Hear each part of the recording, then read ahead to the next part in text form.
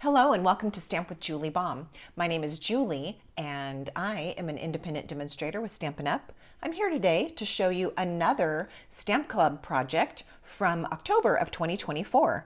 Now, the project that I'm going to show you, I cased from watching another creator, and so I'll make sure and give credit to her in the description below this video. But I also wanted to say that a lot of times at Stamp Club, we don't do very intricate projects or cards. I usually will save those for a standalone class, but this card did have quite a few steps. Everybody totally rose to the challenge and accomplished it without any problems, and I'm super excited to share this card with you today. So, I am using papers from Reindeer Days, and it is some designer series paper that coordinates with the stamp set and dies called Reindeer Fun. At the time of this recording, it is sold out but coming back very quickly, and so you'll want to make sure and see if that is in stock in my online store. One of the designs from that packet of paper has these deer, and the deer coordinate with one of the dies. Now there's actually two that work. So there's a die that matches and cuts out one of the reindeer, and then there's this die that matches and cuts out the little set of two reindeer. So that is what I've gone ahead and done prior to filming, just to keep this video from being too long. All right, and I did tape my die into place so that it wouldn't shift at all. And you can see that it gives a beautiful die cut of those sweet little reindeer. All right, so that's been prepared ahead of time. Then I had some garden green designer series paper from a long time ago. This was one side of the print, like the little green with the snowflakes, and the other side was this pine bough type paper print. And I used this to cut out this die from the Reindeer Fun. Okay, again, these are coordinating dies. So I've already run this through my Stampin' Cut and Emboss machine, and I'm going to pop it out. I wanted to show you the process, not the actually cranking it through the machine, but what happens after you do that. You do need to be a little bit careful when pulling this out because it is kind of dainty. And you're going to end up with some of the pieces that are left, they remain in the die. You can easily pop those out with a little poking tool or take your pick tool. You can just release those very easily by taking some time and doing that. I'm not going to do that right now during this video, but I wanted you to see what happens with that die. It's not a problem. You just pop those out and then it's ready to go on to the next time. Now, this is the piece that I've cut out. And so I'm going to gently remove it. And this middle part is the part that we will not be using. We're using the part that remains behind. So if you're copying this design and making this card after I do or along with me, you'll want to make sure that this piece, let me tell you the measurement. All right, it measures 4 inches by 3.5 inches. And when you put the die cut on there, you'll want to center it because we're using this whole piece. This is not necessarily a scrap where we're die cutting and only using the piece that cuts out. We're using this part that is left behind. That's the usable piece. So this is all going in the trash. And this still has a few little pieces that we need to pop out. So you can see, sometimes it's easier to see from the front or from the back, but we're just gonna pop those extra pieces out. Now, I ran mine through the Stampin' Cut and Emboss machine twice, so I ran it forward and backward, and that really helps get most of these little pieces out. Even so, I have a few, as you can see, that I'm continuing to just remove those little pieces. All right, where is that one? There it is. That one's hanging on. All right, and then we've got a few on this side as well. We'll just pop those out. So what I was saying at club is if you do not have some old garden green background paper like I did, which worked perfectly for this project. You could also just use a piece of garden green cardstock that measures 3.5 by 4 inches and set your die centered on it and cut it out. I really kind of liked the design of this patterned paper, but if you don't have it, you don't have it. And so a piece of garden green cardstock will work. Okay, so we've got all our little bits and pieces popped out. All right, then I also have a piece of that same paper from Reindeer Days. I'm actually looking for my piece. Here's everything but the one piece I'm looking for. So let me grab that from my packet of paper.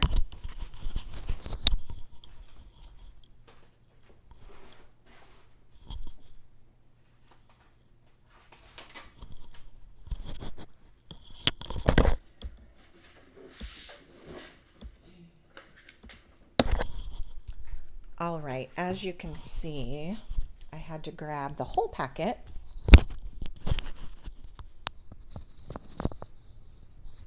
And let me show you the print that I'm using for the large piece of designer series paper on this card. So I am using, there's so many cute designs in here. Let me find the one that I want to show you.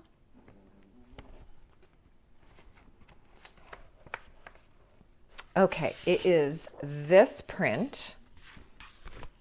We're going to need a large piece of it, a piece that measures 4 inches by 5.25. So let's cut that out. And then I'm going to show you how you can choose which side you want to use from this piece of paper. So I'm going to place this at 4 inches.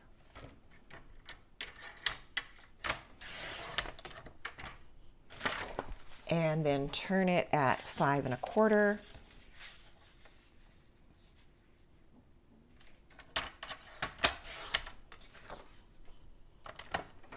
All right, this is the piece we need, but it's totally up to you which side of the paper you use. I have one of each done so that at the end I'll show you an example so you can see both. So you can use this as your piece, or you can flip it over and do it this way. I'm going to show you this way, and at the end of the video, I will show you the other one. This piece simply gets glued onto the front of our card base. The card base, since I didn't mention, is Crumb Cake, and it is 4.25 inches by 11 inches and scored and folded at 5.5. So this is going to open this way. This piece can now get attached to the front. And I'll use a bit of liquid glue to do that.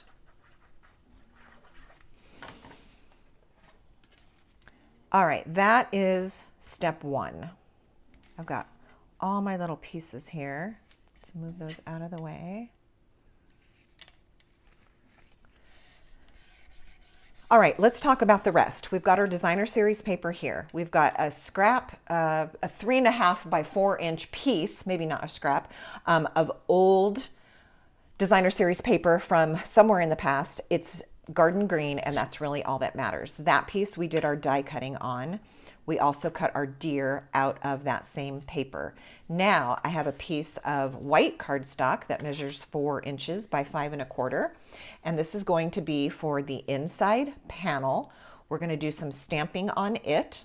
And then I have another piece of white cardstock, and this piece measures 3 7/8 by 3 3/8. All right, 3 7/8 inches by 3 3/8. And we are going to do something special to this piece in just a moment. For this piece, I'm going to go ahead and do my stamping. So I have a stamp from Reindeer Fun, and I'm going to use Garden Green.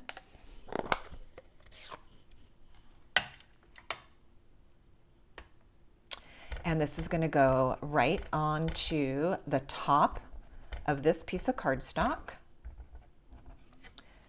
centered for our little lovely Christmas greeting. Then I have a tiny strip of paper, again from that same packet of paper. And this is the flip side of what we're using on the front. So this is the tiny little trees. This piece, in case you are following along, is 5/8 of an inch. And it's by 4 inches, although you could start with a longer piece, which is what I typically do. We're gonna just glue it onto here to decorate that. I like to start with a piece that's longer than necessary so that it can stretch end to end all the way across the piece of paper and you're not having to line it up on the edges. In this case, it was already cut to exactly the size, so we're just gonna go with it. It's fine. We just have to be a little bit more careful to make sure that our left side matches and our right side matches up. I've left a little white at the bottom on this one. You could have it flush with the bottom of the piece, and I'll show you one that looks like that. All right, it's a smidge long, so I'm kind of happy about that. I'm gonna go ahead and press it on there, and then I'm just gonna snip the extra off, which is what I would do if I had started with like a 5-inch strip. All right, that is the inside of the card. We can even go ahead and do that.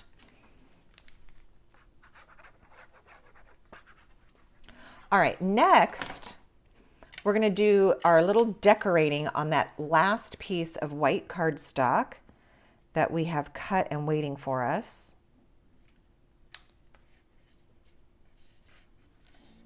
All right, let me show you what it looks like if you put this strip down flush with the bottom edge of that white piece. Then it's going to look like this. So you can see, you can leave a little white edge or you can not leave a white edge. All right, this piece now, we're gonna do some stamping and we're gonna also use a blender brush. So let me reach for my blender brush. And the blue that is represented in this patterned paper is Pool Party. So I'm going to use Pool Party ink. I also want a scratch piece of paper underneath here. And I happen to have, I've had one right here, a large scrap. Oh, it's a little crinkled. Let me get a new one. So I'm just getting a piece of copy paper to use as scrap. Pull it out of my printer here. And you're just gonna lay it underneath that white piece. All right, with the blender brush, and this was a new technique for a lot of people at Club this month. So it was fun for them to get to try it and to totally have success with this. It was a lot of fun. I'm gonna double check something before I dip into my ink. Let's look at the colors of this paper. Okay, I was double checking because I was second guessing myself if it was Balmy Blue or Pool Party, and it is Pool Party. All right, so we're gonna pick up some ink. When you use your blender brush, it's good to first dab it down on your scratch paper to remove any blobs of ink that start out, and then you move on to your cardstock with some soft swirling motion. Now this is a very subtle technique. We're adding ink to the paper and it is very soft, but you can keep building it up and build it as dark as you want. So I am just doing the same steps over and over. Ink, take a little of the blob off and then onto my cardstock with some soft swirling. You can see that I'm beginning to get a nice soft blue glow to my paper. You can continue this step that we're doing here until the paper is as dark as you like it.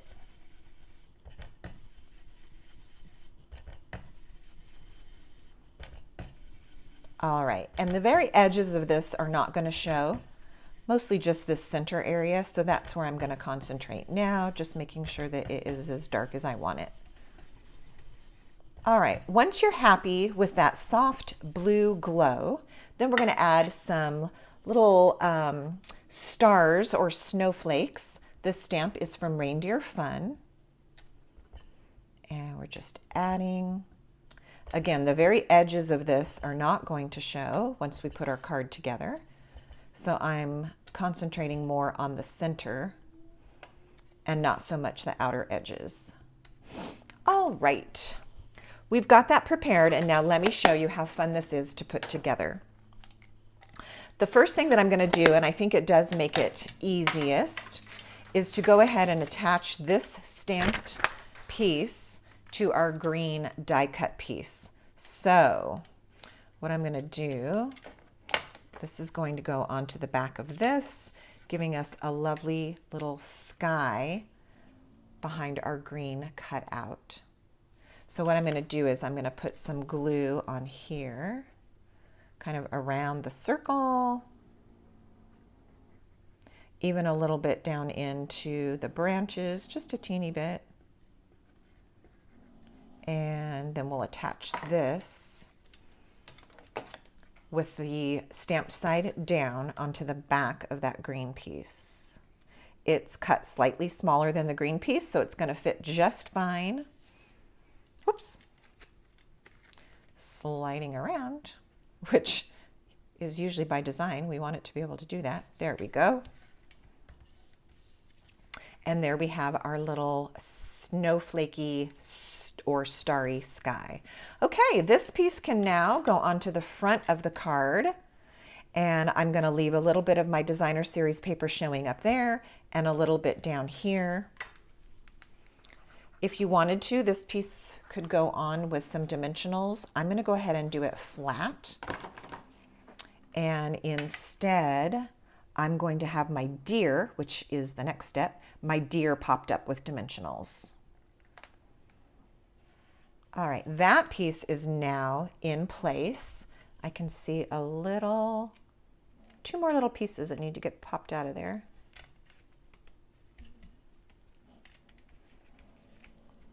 Okay, so for the deer and the dimensionals, you have an option of either using some mini dimensionals, which would work great. I'm going to see if I have any here. I might be out of minis. Oh, I do have some black minis. That will work. Or you can use your regular size dimensionals and just cut them in half or even into smaller pieces, because where you need to place your dimensionals on some of the deer legs is a skinny area. So a full-size dimensional isn't going to fit there. All right. In fact, even on these two little legs, I probably could use a smaller piece. So I'm just going to use the edge of my dimensional sheet here.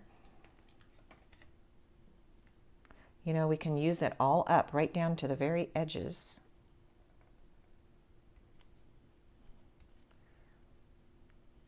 And nobody's going to see those, so that's just fine. All right, let's put a few more in and around. It's going to take a handful so that it doesn't have any little sagging parts. And we'll do one more.